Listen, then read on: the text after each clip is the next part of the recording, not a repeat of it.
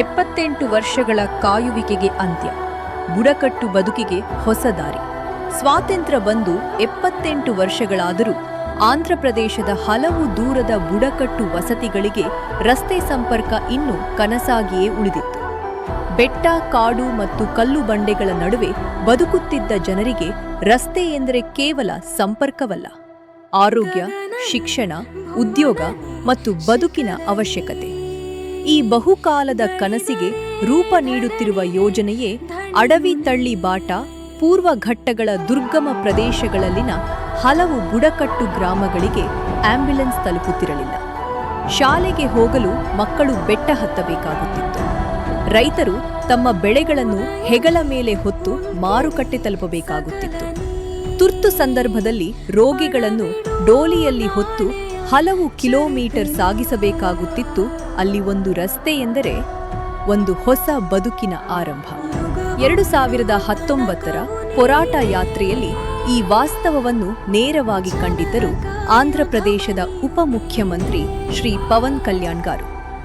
ಬುಡಕಟ್ಟು ಜನರ ಸಮಸ್ಯೆಗಳನ್ನು ಆಲಿಸಿದ ಅವರು ಅಭಿವೃದ್ಧಿಯ ಮೊದಲ ಹೆಜ್ಜೆ ರಸ್ತೆ ಸಂಪರ್ಕ ಎಂಬುದನ್ನು ಅರಿತುಕೊಂಡರು.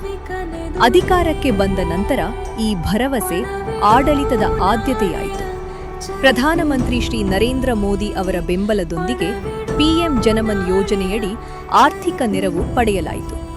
2025ರ ಏಪ್ರಿಲ್ 7ರಂದು ಅಲ್ಲೂರಿ ಸೀತಾರಾಮರಾಜು ಜಿಲ್ಲೆಯ ಪೆಡಪಾಡು ಗ್ರಾಮದಲ್ಲಿ ಅಡವಿ ತಳ್ಳಿ ಬಾಟ ಯೋಜನೆಗೆ ಚಾಲನೆ ನೀಡಲಾಯಿತು.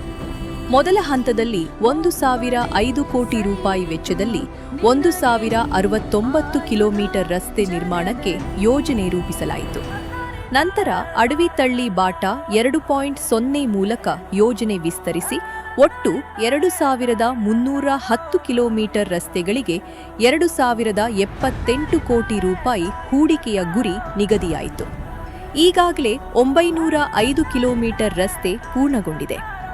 ಬೆಟ್ಟಗಳನ್ನು ಕತ್ತರಿಸಿ, ಬಂಡೆಗಳನ್ನು ತೆರವುಗೊಳಿಸಿ, ದುರ್ಗಮ ಪ್ರದೇಶಗಳಲ್ಲಿ ರಸ್ತೆ ನಿರ್ಮಿಸುವುದು ಸುಲಭದ ಕೆಲಸವಲ್ಲ. ಆದರೂ ಪ್ರತಿಯೊಂದು ಕಿಲೋಮೀಟರ್ ರಸ್ತೆ ಒಂದು ಹೊಸ ಅವಕಾಶದ ದಾರಿ. ರಸ್ತೆ ಬಂದಂತೆ ಆಂಬ್ಯುಲೆನ್ಸ್ಗಳು ಗ್ರಾಮಗಳನ್ನು ತಲುಪುತ್ತಿವೆ. ಮಕ್ಕಳ ಶಾಲಾ ಪ್ರಯಾಣ ಸುಲಭವಾಗುತ್ತಿದೆ. ರೈತರು ತಮ್ಮ ಉತ್ಪನ್ನಗಳನ್ನು ಮಾರುಕಟ್ಟೆಗೆ ಸಾಗಿಸುತ್ತಿದ್ದಾರೆ. ಸರ್ಕಾರಿ ಸೇವೆಗಳು ಮತ್ತು ತುರ್ತು ನೆರವು ವೇಗವಾಗಿ ಜನರನ್ನು ತಲುಪುತ್ತಿದೆ. ರಸ್ತೆ ಕೇವಲ ಗ್ರಾಮಗಳನ್ನು ಸಂಪರ್ಕಿಸುತ್ತಿಲ್ಲ, ಜನರನ್ನು ಅವಕಾಶಗಳೊಂದಿಗೆ ಸಂಪರ್ಕಿಸುತ್ತಿದೆ. ಇಂದು ಬುಡಕಟ್ಟು ಜನರ ಬದುಕಿಗೆ ಹೊಸ ದಿಕ್ಕು ನೀಡುತ್ತಿದೆ. ಅಡವಿ ತಳ್ಳಿ ಬಾಟ ಇದು ಕೇವಲ ರಸ್ತೆಯಲ್ಲ, ಇದು ಅಭಿವೃದ್ಧಿಯ ದಾರಿ, ಬದುಕಿನ ದಾರಿ.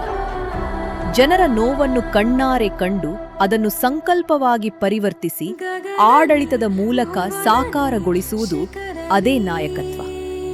ದೂರದೃಷ್ಟಿಯೊಂದಿಗೆ ಬುಡಕಟ್ಟು ಜನರ ಭವಿಷ್ಯವನ್ನು ಮನಸ್ಸಿನಲ್ಲಿಟ್ಟುಕೊಂಡು ಈ ಮಹತ್ವದ ಯೋಜನೆಯನ್ನು ಮುನ್ನಡೆಸಿದವರು ಆಂಧ್ರಪ್ರದೇಶದ ಉಪಮುಖ್ಯಮಂತ್ರಿ ಶ್ರೀ ಪವನ್ ಕಲ್ಯಾಣ್ ಗಾರು. ಒಂದು ಸಮಸ್ಯೆಯನ್ನು ನೋಡುವುದು ನಾಯಕತ್ವವಲ್ಲ, ಅದಕ್ಕೆ ಶಾಶ್ವತ ಪರಿಹಾರ ಕಂಡುಕೊಳ್ಳುವುದು ನಿಜವಾದ ನಾಯಕತ್ವ. ಅಡವಿ ತಳ್ಳಿ ಬಾಟ ಪವನ್ ಕಲ್ಯಾಣ್ ಅವರ ದೂರದೃಷ್ಟಿ, ಬದ್ಧತೆ ಮತ್ತು ನಾಯಕತ್ವದ ಪ್ರತೀಕ.